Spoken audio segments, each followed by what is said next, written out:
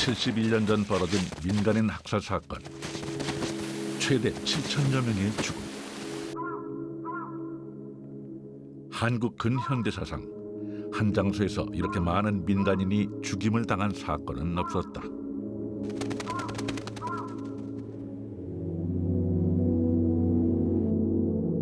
골령골 사건의 진실이 담긴 보고서. 반세기 동안 묻혀있던 수많은 희생자의 이름이 드러났다.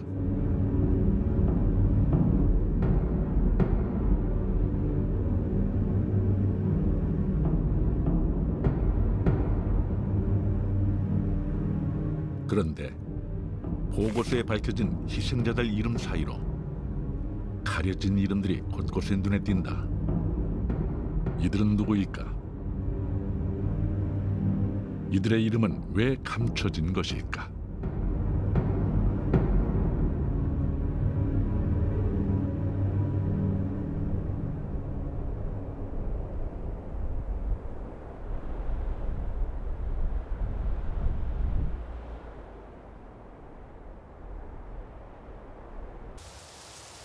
(4월의) 제주는 골령과 맞닿아 있다. 제주 4.3 평화공원.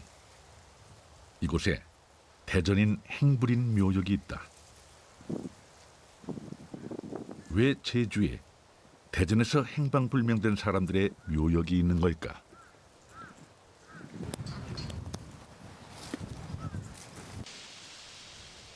이곳에는 유해조차 찾지 못하고 하얀 이름으로만 남겨진 수많은 묘비들이 있다.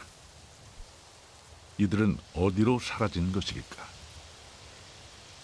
그 당시에 7년형을 받았습니다. 제주도에서 대전에 가신 분들은 전부 보면 7년형을 받았는데 한 302명 정도가 갔어요. 한 60이 다 돼야 아버지가 그 대전 영모소에 가서 돌아가셨다는 걸 그때 알았다는 거예요. 그냥 얼마나 한스럽게 살아왔어요. 지금.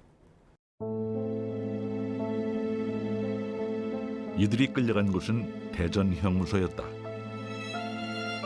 1950년 당시 대전 형무소에는 일반 범죄자뿐 아니라 제주 4.3 사건, 여순 사건, 국민보도연맹 사건의 연루자들이 대거 수감돼 있었다. 6.25가 발발하자 이들은 골령골에 끌려가 집단 사살을 당했다. 총살 이후 한동안 비가 내리면 개천에 붉은 핏물이 흘렀다는 골령골. 역사 속에 숨어있던 골령골 사건은 반세기가 지나서야 정부로부터 역사적 사건으로 인정받았다. 수많은 희생자의 이름이 드러난 것도 이때다.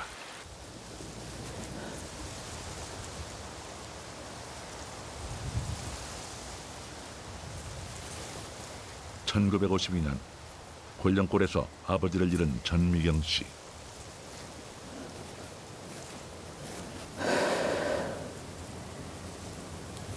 할아버지 할머니 아버님 모시고 왔어요.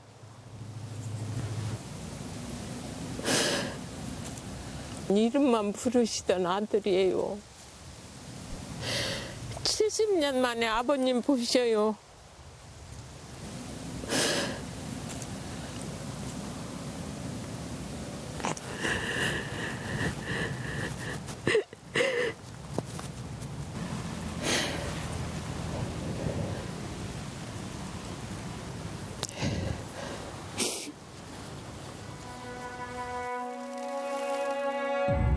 전미경 씨를 비롯한 골령골 유가족들은 정부의 진상규명을 통해 명예회복을 하게 됐다.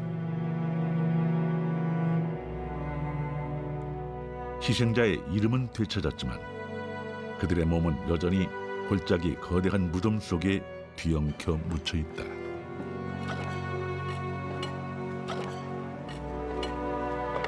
아버님 뼈는 다 부서지고 이 하늘을 어떻게 풀어야 해?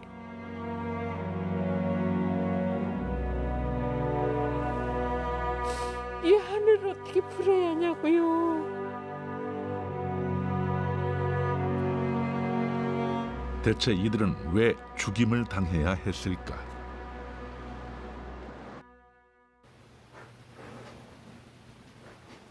대전 산내 곤령골 사건.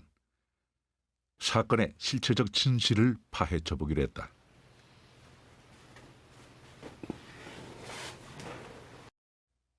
이 사건은 2010년에 처음으로 공식적인 역사 위에 드러났다. 정부의 과거사 기본법에 따라 2005년 제1기 진실화해위원회가 출범했다. 당시 공개된 정부의 조사 보고서다.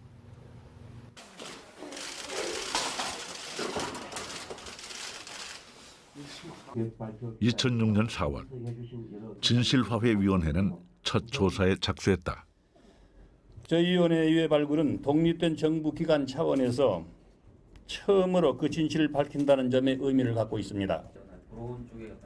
1기 진실화해위원회는 위원장과 여야 양측에서 추천한 위원 14명으로 구성됐고 3개의 조사국에 별도의 조사팀을 둔 대통령 직속 독립국가기관이었다. 제1기 진실화해위원회는 총 4년간의 활동을 마치고 2010년 12월 조사 보고서를 펴냈다. 이유 없이 죽어간 희생자의 이름이 하나 둘씩 드러났다.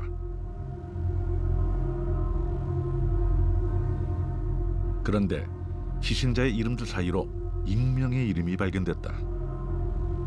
이들은 또 다른 희생자일까? 아니면 제3의 인물일까? 왜 감춰진 것일까? 일부 공개된 자료에는 이름을 다 지우는 것은 그거는 당연히 그렇게 돼 있었고요. 이름을 밝힐 수가 없었고요. 공식 문서를 찾기가 힘들었고 공식 문서 외에 그걸 좀 보충해 줄 만한 그리고 뒷받침해 줄 만한 그 증언이 필요했는데 증언을 구하는 게 굉장히 어려웠습니다. 감춰진 이름을 알고 싶었다. 먼저 정부 보고서에 무려 20번이나 등장하는 신모중이. 그는 누구일까? 니네 제대로 안 쓰면 너네도 죽을 줄 알아? 이렇게 협박을 한 거잖아요. 예. 장교처럼 보이는 요 인물이잖아요. 예. 저희 추정하는 게 혹시 이분이 심중이가 아닐까라고 유추를 하지 않습니까? 저희가 진실화해위원회 조사 보고서를 좀 입수해서 살펴봤는데요. 예. 박만순 씨는 지난 수년간 6.25 당시 민간인 학살 사건에 대해 조사 연구해왔다. 그러던 중 신모중에 대한 단서를 찾게 됐다. 인터뷰를 하는 과정에서 실명은 안 나오고 헌병중위 이것만 나왔었어요. 그러다가 제가 몇 년 전에 그 자력표를 입수를 하면서 이 사람이 1950년 7월 13일까지 대전에 근무했다. 이게 명확하게 자력표에 표기된 자력표를 입수를 하면서 그 대전 산내 학살 사건을 진두지휘했구나. 이걸 알게 된 거죠. 648기. 곤령골 사건이 벌어진 시점 정부 보고서. 헌병대 중위라는 직책까지 신모중위와 일치한다. 신모중위가 직접 작성한 자력 기록표에는 1950년 5월 1일 헌병대 중위로 진급해 같은 해 7월 13일까지 대전에 근무했다고 적혀 있다. 이 양반이 그 육군 중령으로 예편을 하면서 그 성신여대 그 재단에 들어가게 됐는데요. 이 사람이 총장에서 이사장까지 하게 됩니다. 그러면서 존경받는 어떤 교육자상으로다가 이 사람이 드러나게 되고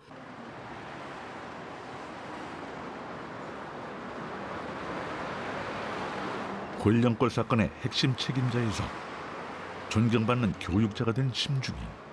그는 과연 누구일까? 신모중위는 1986년 이미 사망한 상태였다.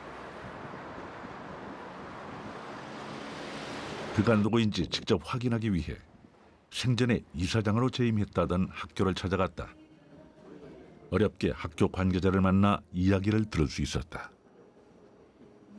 그때 그 전까지 전혀 모르다가 과거 이사장도 했던 분이 그런 일을 저질렀다는 것을 알게 되니까 굉장히 큰 충격이었죠. 그러니까 멍하다고 할까? 어떻게 해야 될지 이건 진짜 비인간적인 일이 과거 행적이 있었는데 이걸 어떻게 청산을 하고 바로잡아야 되는 건지 듣고 한 건 있을 수 없는 일이고 물론 모든 병이란 것을 흔히 그렇게 이야기하잖아요. 병을 낫게 하려면 널리 알려라.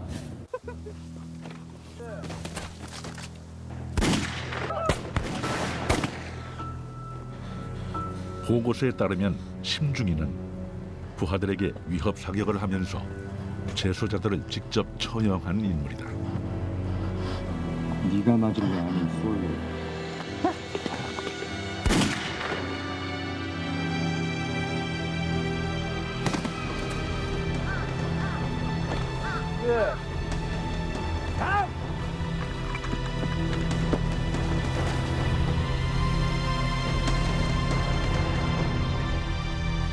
심중의 이름은 바로 심용현.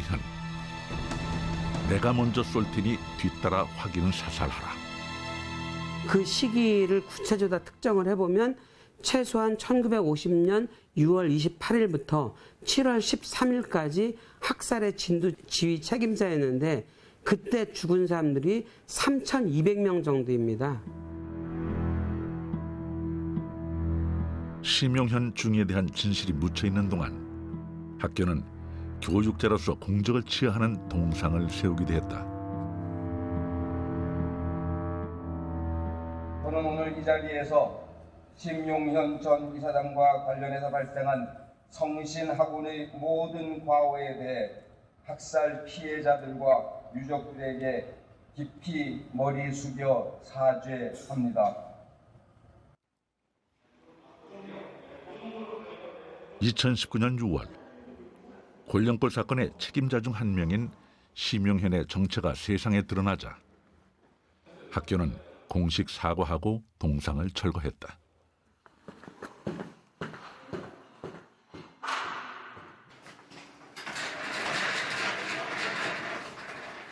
현재 심용현의 동상은 학교의 한 지하 창고에 보관돼 있었다. 감춰진 이름이 역사적 진실이 밀려 거대한 파도에 밀려 드러나고 만 것이다.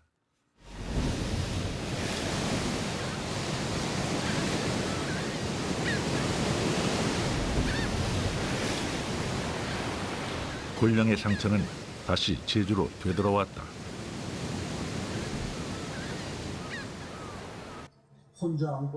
백여옥 씨는 4월이 되면 아버지 생각에 눈물이 멈추지 않는다. 행동이 지속되었기 때문입니다. 빨갱이, 폭동, 반란의 이름을 뒤집어 씌워 무자비하게 탄압하고 죽음으로 몰고 갔습니다. 늦게나마 보람 있는 일입니다.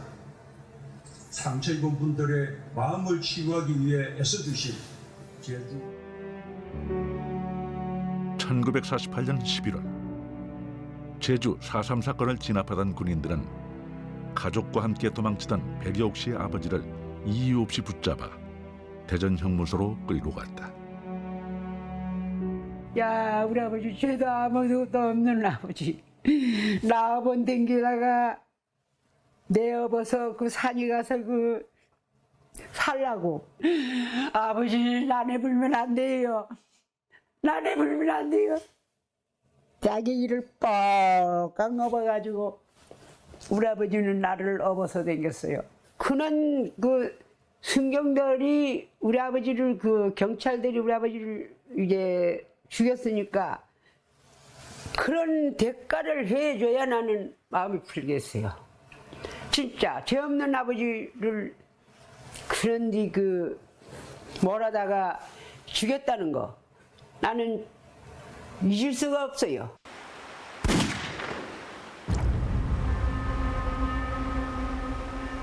무트로 낯선 땅 골령골로 끌려온 제주 사람들은 끝내 푸른 바다를 다시 볼 수 없었다.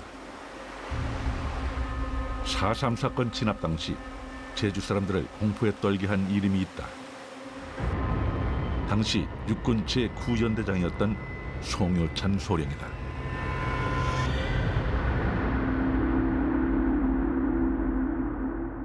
우리 가족이 송효찬 그 장군 당시에 집단 학살을 당해서 몰살하다시피 됐는데 그 진실화위원에게 진상조사를 요구하려고 그럽니다. 왜 그러냐면 딱 요구가 다른 게 아니에요. 가해자가 누군지를 확실히 국가가 인정하는 보고서를 받아보고 싶어서.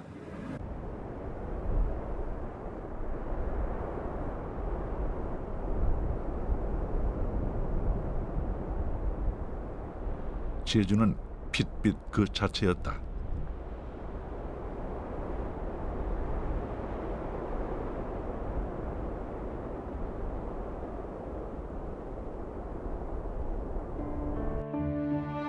(1948년 11월 17일) 제주 4.3 사건 이후에 진압을 목적으로 계엄령이 선포됐다. 가혹한 방법으로 제주를 탄압하라는 내용이다. 송효찬 소령은 1948년 10월 제주에 포고령을 내렸다. 작전명은 중산간 마을 초토화.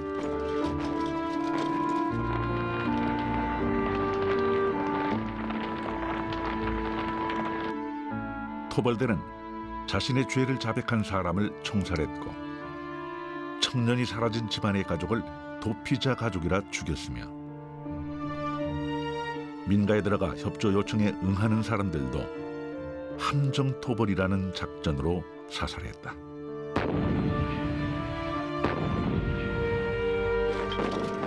당시 제주 인구 30만 명, 그중 10분의 1인 3만 명이 이때 희생됐다.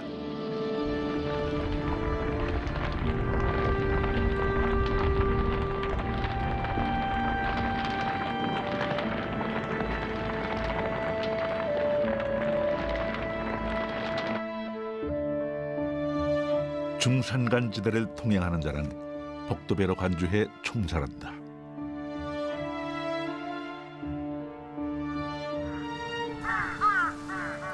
제주 중산간 마을은 한덤이 재가 되어버렸다.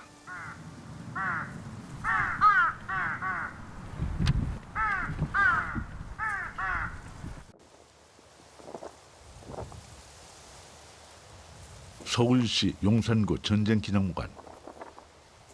이곳에서 송효찬 소령의 또 다른 흔적을 찾을 수 있다.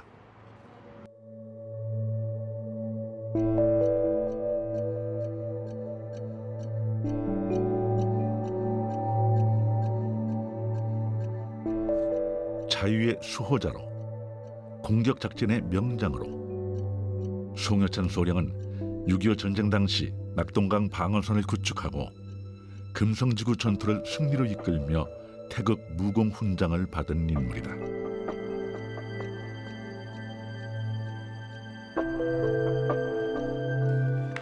제1기 진실화해위원회 보고서에 또 하나의 감춰진 이름이 눈에 띄었다. 곤령골 사건의 진두 지휘자였던 헌병사령관 송모 대령이다.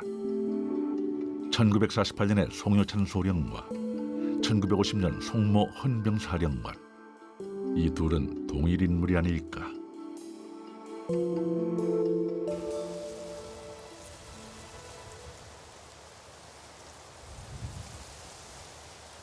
송효찬 소령이 잠들어 있는 청양군을 찾았다.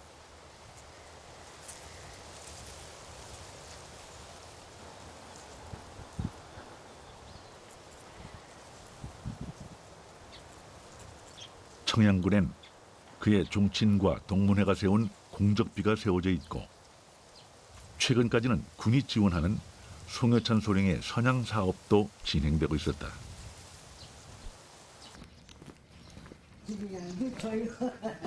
실례 좀 하겠습니다. 그의 고향에서는 혹시 진실을 알고 있지 않을까.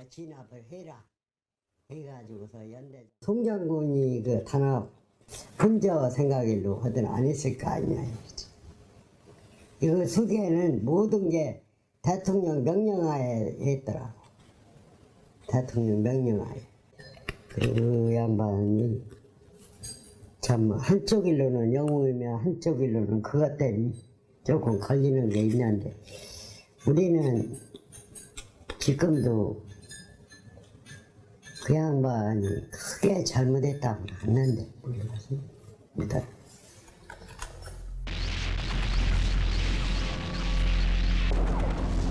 6.25가 시작되고 국군이 최전선을 오르며 북한군과 사투를 벌일 때 송모대령은 거꾸로 헌병대와 함께 남아있다. 무슨 이유였을까?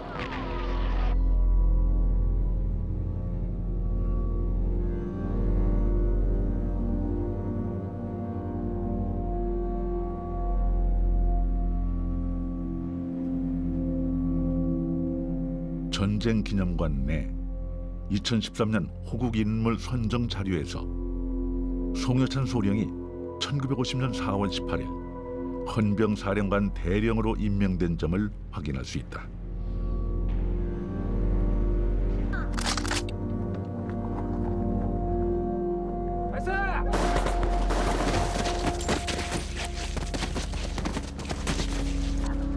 조사위에 보고된 당시의 헌병사령관은 단 한 명.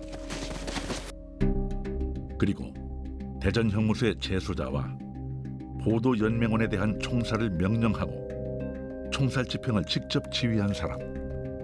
송모대령의 이름은 제주 중산간 마을을 불태워 초토화 작전을 한 송여찬 소령이었다.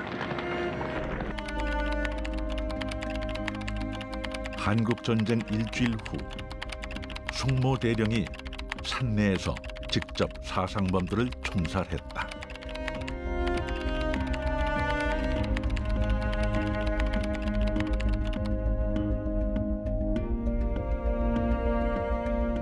중앙경찰청에서 전문이 내려왔다고 얘기를 했고요. 그 다음에 헌병 중에서도 한 명이 당시에 거기 산내 현장에 동원됐다고 했는데 그 헌병은 정확히 송여찬의 이름을 들면서 송여찬이 직접 지휘를 했다고 얘기를 했습니다.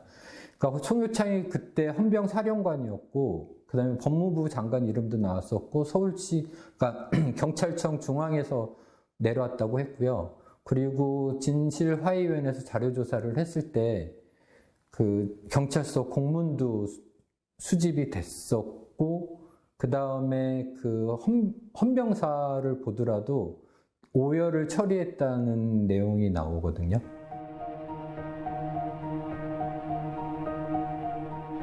어떻게 된 걸까?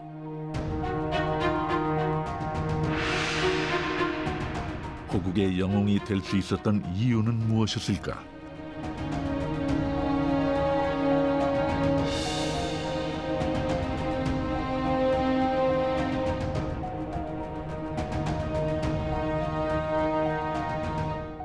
당시에 자기 국민들을 어떻게 여겼던가라는 것들을 분명히 봐야 된다고 생각하는 거거든요. 전투를 한다고 하면서 이제 민간인들을 국민보도연맹을 이렇게 죽이고 난 다음에 그걸 갖다가 전투로 둔갑시키는 거죠. 이런 기록들이 나온다는 거죠. 근데 그게 한국전쟁 전개 과정에 다 있는 겁니다. 그들이 얘기하는 전투라고 하는 것에는 항상 민간인들을 죽이는 거죠. 인민군들을 공격했다라고 하면서 인민군들만 공격한 게 아니라 거기에 거주하고 있는 민간인들을 같이 공격을 하는 거죠. 한국전쟁 이후 골령골 집단 처형은 총 3차례 이루어졌다. 첫 번째는 1950년 6월 28일에서 30일까지 여순사건 관련 재소자와 예비 검속된 보도연맹원 등 총 1,400여 명. 두 번째 집중 처형은 1950년 7월 3일에서 5일까지로 제주 4.3 사건과 여순 사건 연루자 그리고 정치 사상범 1,800여 명. 세 번째는 7월 6일에서 17일까지 대전 형무소 재소자와 보도연맹원들 총 3,700여 명이었다.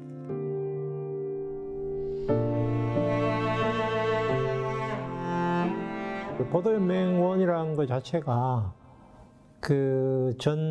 공식적으로 남로당원 혹은 좌익활동가라고 되어 있지만 실질적으로 마구잡이 가입을 시켰거든요. 당시 우리나라 그 성인 남성들 중에서 70% 이상이 문맹자였다는 사실을 기억을 해야 돼요. 대전 형무소 수감자들 중에서 물론 정치범들이 있지만 상당수의 사람들은 억울하게 죽은 사람들이 상당히 많다. 상당히 많은 게 아니라 사실은 대부분의 사람들, 거의 전원은 그렇게 죽여서는 안 될 사람들이에요.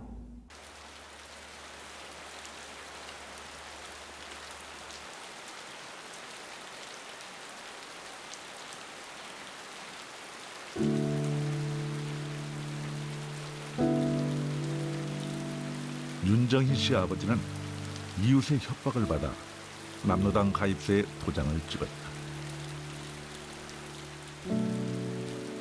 그 후 좌익 혐의로 3년형을 선고받았다. 그리고 아버지는 영원히 돌아오지 못했다. 위에서 갖다 막 추럭으로 푸니까 위에서 있는 사람은 꿈을 대면 종이로 쐈지만 아버지가 밑으로 들어갔는지 아버지가 총을 맞았는지를 모르잖아요. 그러면 그 생매장 생각을 하면 잠이 안 와. 잠이 안 와요. 우리 할머니는 대전 땅을 쳐다를 안 보셔서 해 뜨는 쪽은 우리 아버지가 여기서 저기 했다고.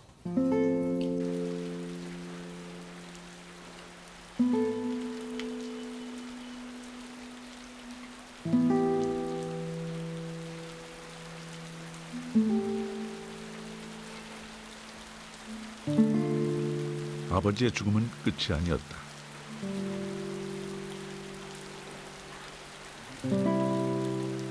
평생을 따라다니는 고통의 시작이었다.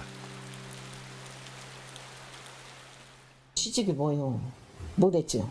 내 동생도 잘생겼는데 연자들 때문에 못 다니게 건설 현장으로 가서 일하다가 뇌를 다쳐갖고 정신 돌았죠.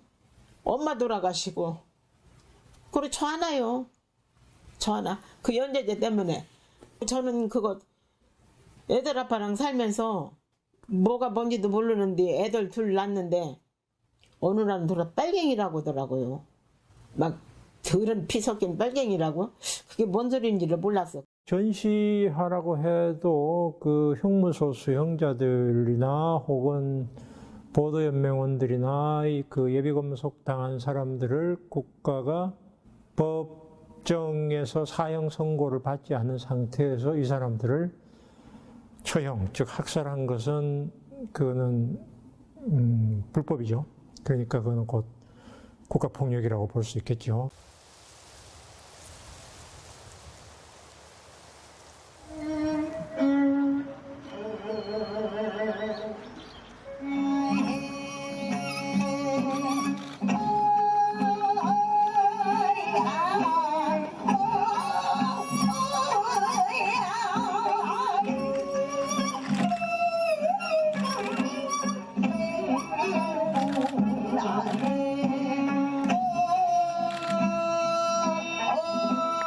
전쟁은 사람들의 이성을 마비시켰고 죽음의 구덩이 속으로 몰아넣었습니다. 쪼개지고 부서지고 총알구멍이 뚫린 유해가 나올 때마다 유가족들의 가슴은 또다시 응어리진 상처의 해못질을 하듯이 부서져 내렸습니다.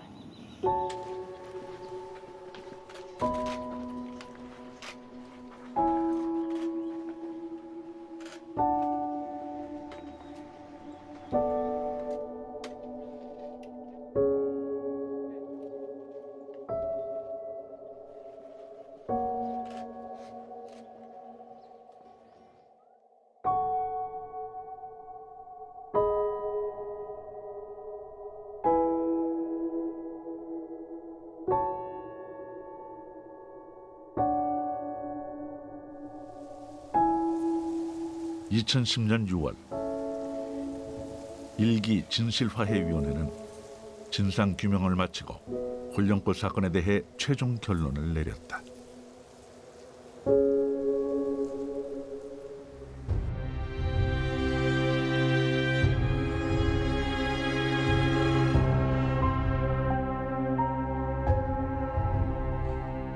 국가기관이 형무소 재소자들을 불법 구금 사살한 것은 명백한 잘못이다.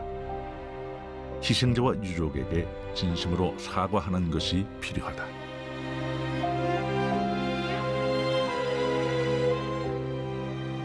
공권력에 의해서 고귀한 생명에 희생되었던 불행했던 역사에 대해서 깊은 성찰과 함께 유감의 뜻을 표합니다.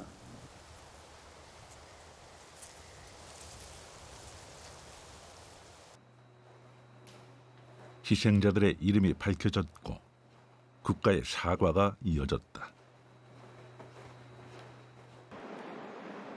이제 진정한 진실과 화해를 위한 한 걸음이 남아있다.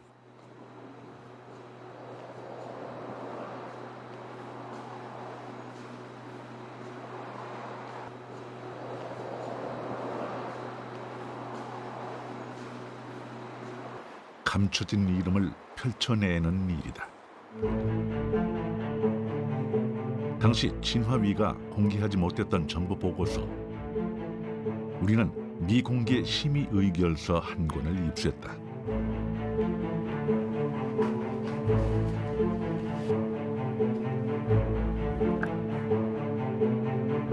미공개 심의 의결서엔 조사 보고서에 담기지 않았던 감춰진 이름들이 그대로 드러나 있다.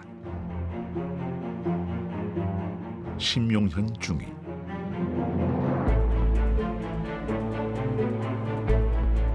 송효찬 대령, 그리고 또 다른 이름들. 골령골 사건의 핵심 인물들이다.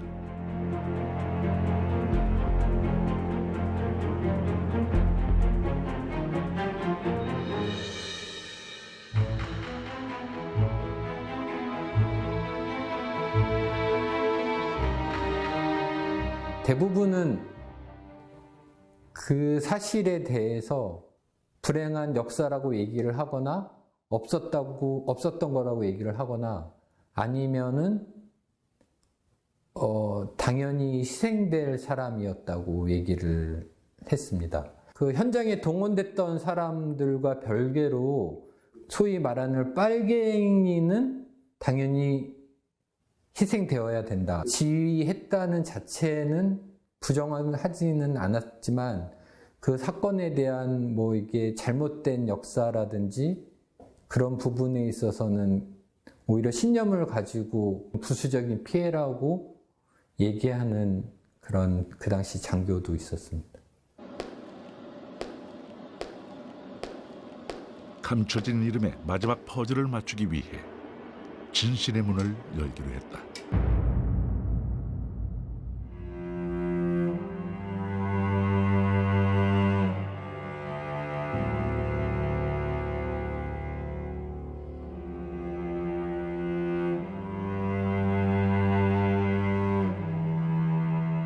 심의 의결서에 적혀 있는 핵심 인물들의 이름들을 공개하는 것이다.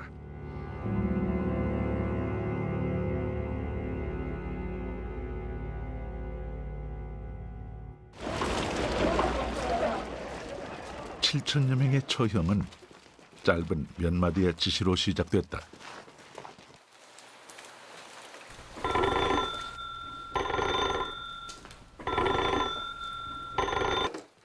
예, 대전영무소. 예, 알고 있습니다, 검사장님. 예? 예, 알겠습니다.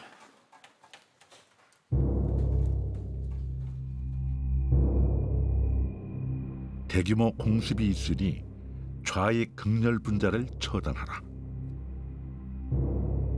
당시 대전지검장 정재환,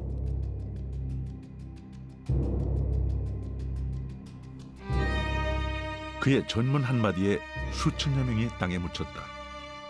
하지만 그의 이름은 역사 속에 감춰져 있었다.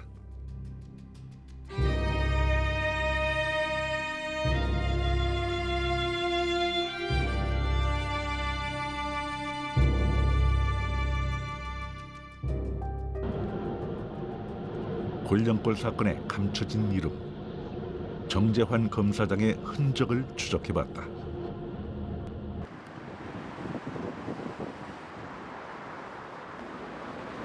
그는 부산 유명 사립대의 설립자가 되어 있었다. 석당이라는 그의 호를 딴 이름의 건물도 학내 곳곳에서 볼 수 있다.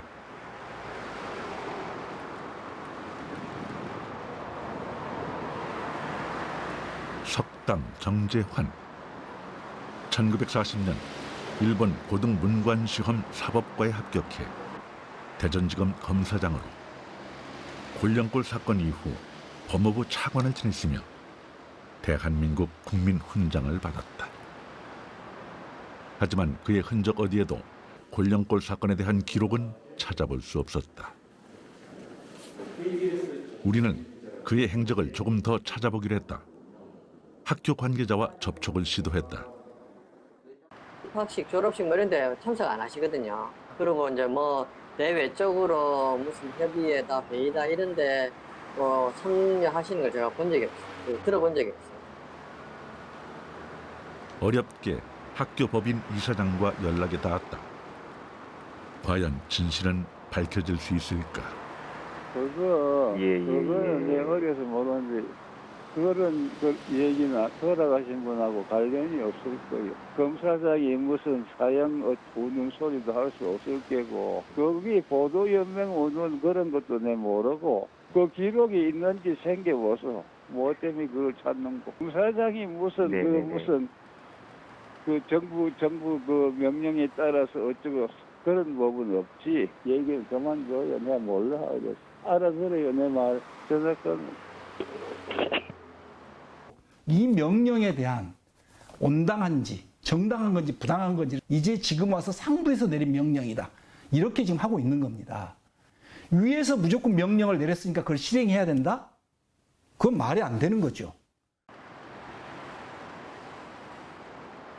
정재환의 이름은 곤령골 사건의 기록에서 사라져버렸다. 우리는 알아야 했다. 그리고 찾아야 했다.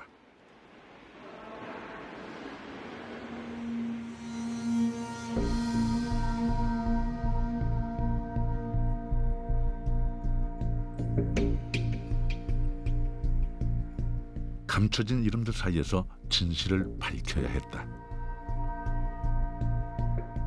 누가 명령을 내렸는가? 왜 지시했는가?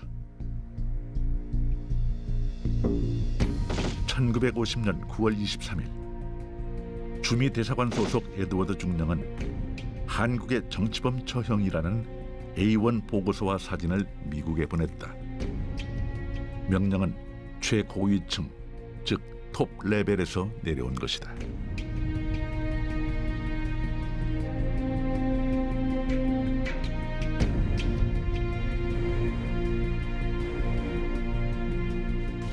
좌우 대립이 극심했던 해방 이후 정부는 사회 질서 유지를 위해 좌익 세력에 대한 치안을 강화했다.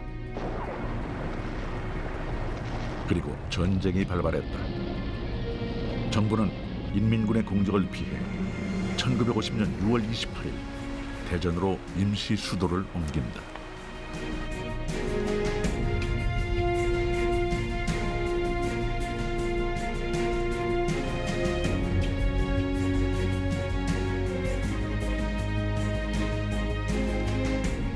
정부는 충남도청에서 국민은 안심하라는 라디오 연설 방송을 한 뒤 대통령 긴급명령 1호를 공포했다. 전쟁 같은 비상사태에서 반민족적, 비인도적 범죄자를 처단하라는 명령이다. 그 사람들 눈에는 적이었다라는 거죠. 그러니까 현 정권의 적이고 그 적을 도울 수 있는 사람들이고 그리고 이적 행위를 한 사람들이었다고 생각하고 있기 때문에 자기의 국민임에도 불구하고 그들을 이제 죽이고 가야 된다 이런 생각을 했다는 거죠. 우리처럼 도망가면서 자기가 잡고 있었던 사람들, 적을 도울 것 같다고 생각되는 사람들을 쭉 죽이고 간 사례, 이런 사례는 낫지도 없을 겁니다.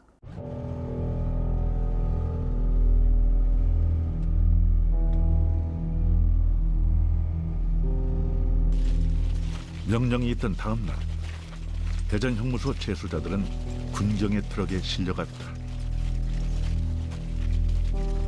실려간 재소자들은 대부분 정치범들이었다.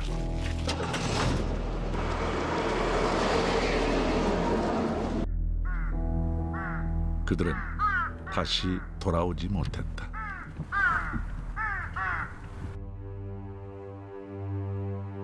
처형의 지시는 일사불란했다. 내무부 백성욱 장관은 장소균 치안국장에게 이는 충남경찰국과 대전경찰서 및 각 경찰서에 하달됐다.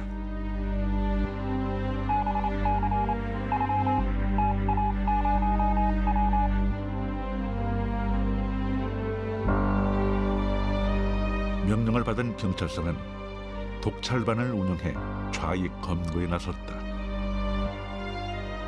법무부에서는 이우익 장관이 재소자 인계와 총살을 승인했고, 대전지방검찰청 정재환 검사장은 이들에 대한 처단 명령을 내렸다. 군의 경우 지금의 기무사와 같은 CIC와 헌병대가 있었다.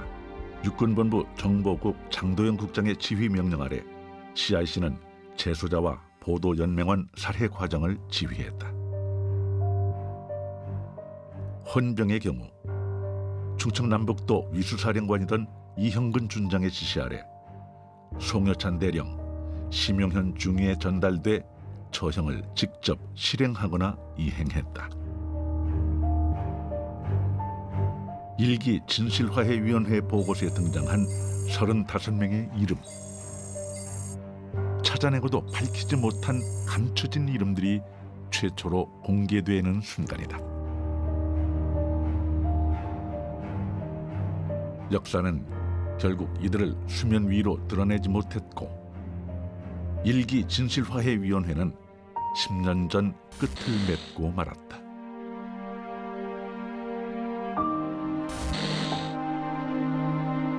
희생자들의 이름은 드러났지만 사건 책임자들의 이름은 숨겨진 진상규명. 이들의 이름은 왜 감춰져야만 했나? 이 법적으로 이 진실화해위원회의 그 기본법이 그 가해를 밝히는 내용이 포함되어 있지 않습니다. 그 가해를 만약에 밝히는 게 포함되어 있었다면 당시 통과시키지 않았을 겁니다. 극력 반대해서. 그래서 이거는 위원회의 문제가 아니라 법적 한계예요. 진실을 향하는 여정은 멀고도 멀다.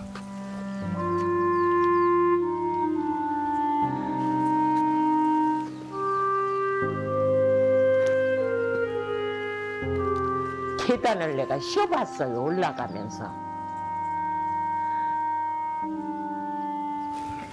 그랬더니 99계단 높은 자리 모셔놨더라고요. 희생자들에게 진정한 역사적 진실과 화해는 아직 이루어지지 않았다. 우리 아버지들은 지하에서 지금 70년간 나오도 못하고 그렇게 피차먹게 계신데, 살인자는 현충원 99계단 높이에 길게 누워가지고 온갖 데 이제 봐봤더니 우리가 어떻게 그 한이 풀어지느냐고요. 가해자 없는 피해자가 어디가 있느냐고요. 국민들 사이에서 존재하는 이런 그 적대 감정, 그 뿌리를 조금 더 이렇게 제대로 그 캐서 들어가서 우리 사회의 그 냉전과 전쟁으로 인한 갈등의 그 근본을 좀 더 우리가 치유를 할 수 있는 쪽으로 가야 되거든요. 그러기 위해서는 이 사건의 진실이 반드시 밝혀져야만 됩니다.